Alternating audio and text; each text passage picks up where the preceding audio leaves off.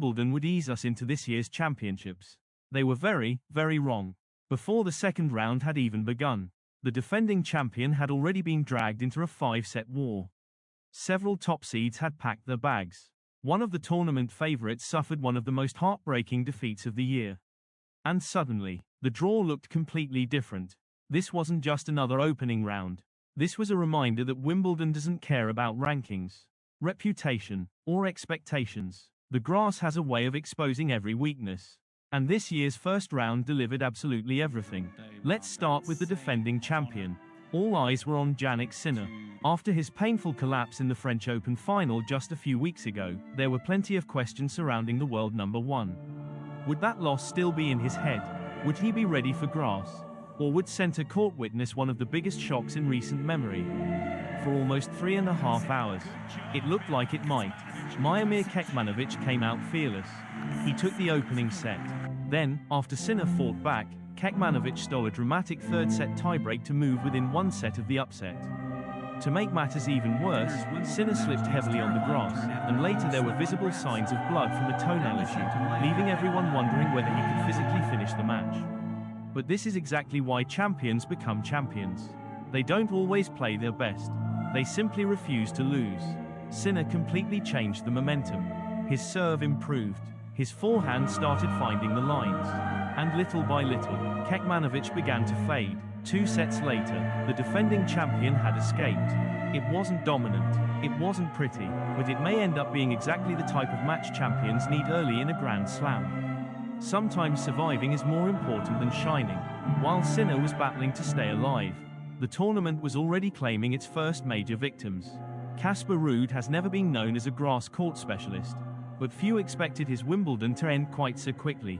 Standing across the net was Hubert Hurkacz, one of the biggest servers on tour and a player who always seems comfortable on grass. From the very beginning, Hurkacz controlled the tempo. Big first serves, quick points, relentless pressure. Ruud tried to fight back late in the third set, but it was too little, too late. Just like that, the number 11 seed was gone. And that wasn't the only shock. Andrei Rublev's tournament ended in heartbreaking fashion. Locked in a marathon battle against Roman Safiullin, Rublev looked to have one foot in the second round. Then everything unraveled. Safiullin refused to quit. Every big point seemed to go his way. The crowd sensed something special. And after nearly 4 hours, another seeded player had fallen.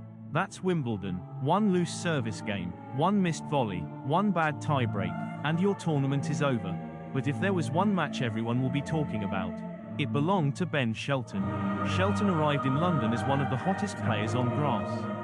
Big serve, huge forehand, explosive confidence. Many people had him making a deep run. Instead, he suffered one of the cruelest defeats of the season. Facing Finland's Otto Virtanen, Shelton fought through 4 brutal sets to force a deciding set tiebreak. He even held match point, 1 point away from surviving. Then, everything changed. Virtanen played fearless tennis, reeled off the final 3 points, and completed the biggest win of his career, sending one of the tournament favorites crashing out before the second round. Those are the matches that define Wimbledon. The margins are microscopic. 1 point, 1 swing, 1 moment, can change an entire tournament. Meanwhile, not every favorite struggled. Taylor Fritz looked every bit the contender people expected, with Jack Draper forced to withdraw before their highly anticipated opener because of injury. Fritz instead faced Dusan Lajovic and barely put a foot wrong, cruising through in straight sets. Daniil Medvedev also enjoyed one of the quieter afternoons, brushing aside former finalist Marin Cilic with the kind of efficiency every top player hopes for in week 1. Those are the dangerous players. The ones who conserve energy while everyone else is spending 4 hours fighting for survival. And perhaps that's the biggest lesson from round 1. Some players announced themselves, others escaped. Some saw their championship dreams disappear before July had even really begun. And somehow, we're only getting started. So if you like this video, like and subscribe to see new content, and that's all for now, bye.